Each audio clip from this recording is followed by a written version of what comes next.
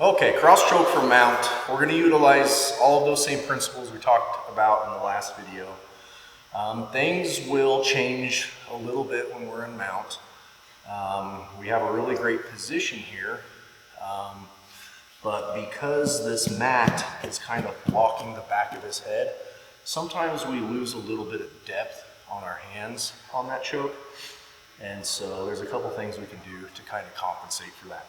So first thing we're going to do is always open up this gi here. If I pull his gi up and have a lot of it sticking up like this, it makes life a lot easier.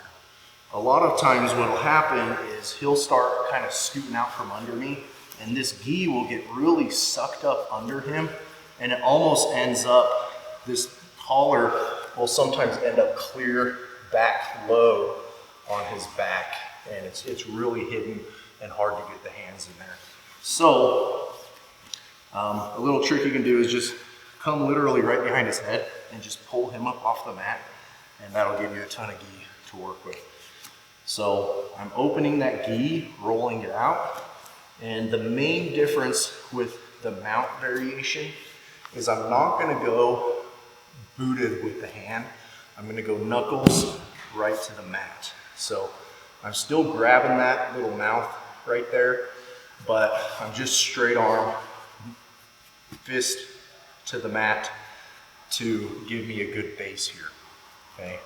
And I always want good positioning. I'm low on the hips here. My heels are glued to his butt and my knees are just loose and relaxed. When I grab this gi here, I never want my head directly over his. So if we turn this way, what you'll see I'm actually doing is counterbalancing clear out here when I grab this lapel. The reason is if I grab this here, it makes it really easy for him to trap and roll. My weight is directly over his and I'm going to get dumped. So the more I post out here, if he tries to trap and roll, my weight is real heavy on this far side hip. It makes it hard for him to lift and turn away from me. And all of my weight is really counterbalanced out here to where it makes it really heavy to try and roll me, okay? So the palm up variation, I can really utilize my radius here and use this kind of scooping action to get under his jaw. So if he tucks his chin here, I can really utilize that to scoop under his chin. I'm laying my arm flat, palm up to the ceiling, and using this bone as a scoop to lift his chin up. So you can see how I turn in, scoop, and flare that elbow to lift.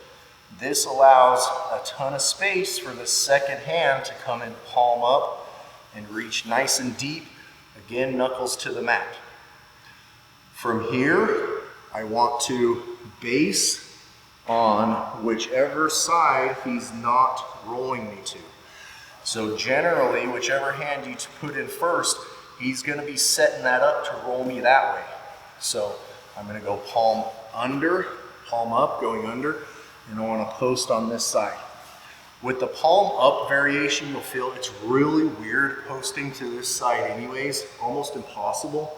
So you'll want to stay right here, okay? And so the key to having an efficient cross choke, when I say efficient, I mean not burning out your grip, not burning out your arms, is getting the person's head to the chest and pulling with the elbows. And so in order to get the head to the chest for mount, I can't really bring him up, at least not when I'm on my knees. And so instead, I have to come down to him. So I'm going to rock forward on this a bit so that his head goes into my chest, and you can see my head is just on this side of his head. So that you can see me rocking forward, I'll do it from this angle. I'm really coming forward to get that head in my chest.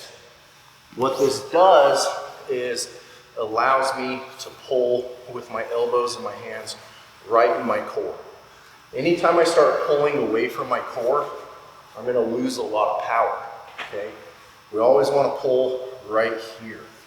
And that means that at least for a normal cross choke, his head's right in my sternum. His forehead's gonna go right there, okay? So shifting to the side, lifting the chin, hand comes in, 4 fingers in the collar, rocking forward, head to the mat, and then pulling with the elbows, okay? Don't pull with the hands, focus on pulling with the elbows. And what that's gonna do is engage the back muscles to where your arms aren't gonna get fatigued, okay? And again, when we pull with those elbows and really pinch our shoulder blades and elbows together behind our back, we don't need all this extra stuff with the wrists. When we focus on this stuff, we tend to forget to pull with the elbows and back.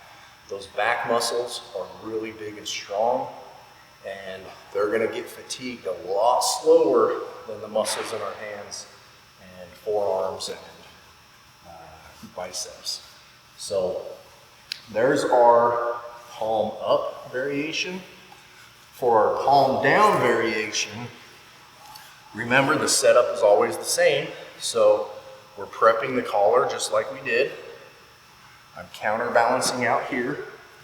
Hand goes in, knuckles to the mat, straight arm. And now I'm going to shift over here. And what you're seeing here is me maintaining a base so I don't get rolled. If my partner starts trapping this arm here and trapping this leg, it's not a good idea to go for the cross choke. Because as soon as I start going for the palm up or the palm down variation and my head comes over top of his, he's set up to roll me, okay? So one important thing with the cross choke is I'm not going for it when he's already got that trap and roll set up. He's got my arm and more importantly, my foot trapped. I'm gonna exaggerate this counterbalance over here, okay? If I can free my foot where he gives up on it, now I can go back for the cross choke. So for the palm down variation, this hand comes over here because a smart guy is just waiting for me to bring my head directly over his. But if I bring this over here and he tries to roll me, I've got a nice base here. If I ever lose this hand and he tries to roll me, I can also post with my head. Just be careful and safe and protect your neck on that. Okay? Hand is the way to go there. So for the palm down variation, he doesn't have the leg trap. He's not really going for the trap and roll. I counterbalance, then the hand comes in. Again, looking for that same wrinkle we talked about, as close as possible to the spine. If I grab it out here on the shoulder, you can see how much space is there. It's clear away from his neck, okay? And so we always want to start with things nice and tight. You can see how those forearms are right into the neck. That's going to make for a good choke. So you'll feel on the palm down variation that your head wants to come basically to whichever side your arm is on top. So the palm down variation, this is going to be more comfortable, at least it is for me.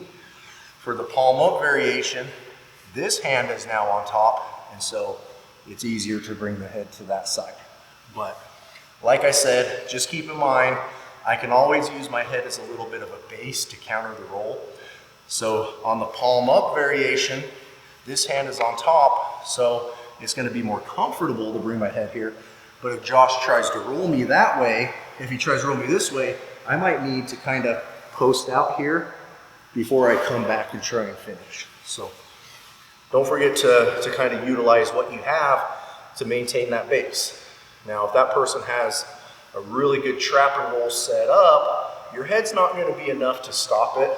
And if this is a really big person, you may not want to use your neck to try and stop a big roll. Okay, he gets a big upa, it might be a little too risky for you. So keep in mind too that if I have both my hands on that grip and I get rolled all all the way, I just end up in guard here. And I can just finish this choke from here. I just need to pull the head to the chest. So,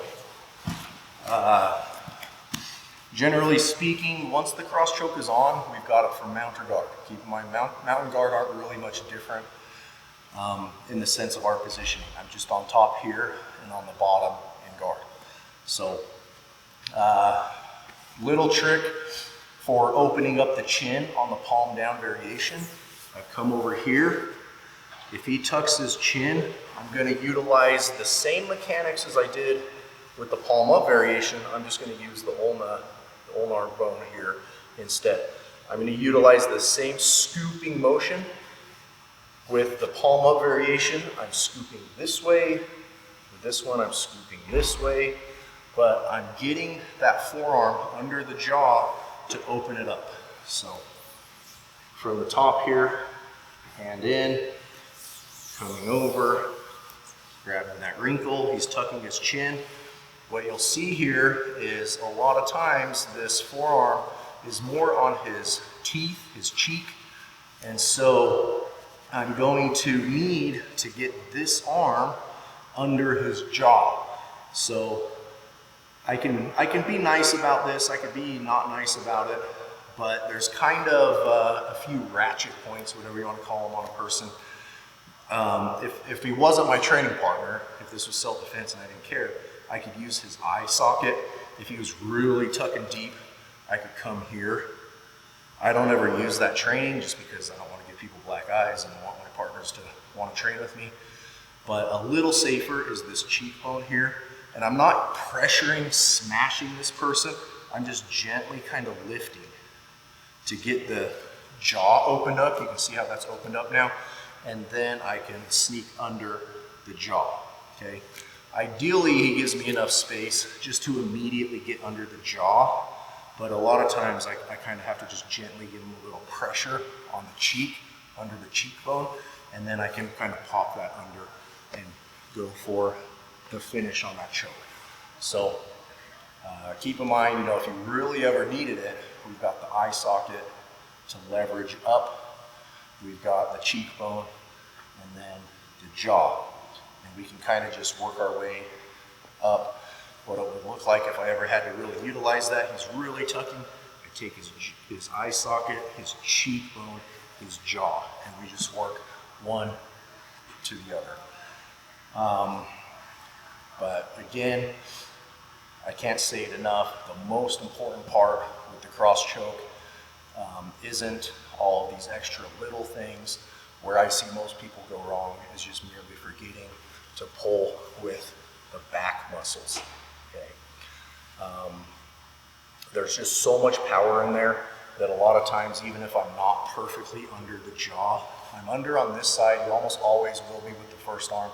It's getting the second arm under that's a lot of times the issue.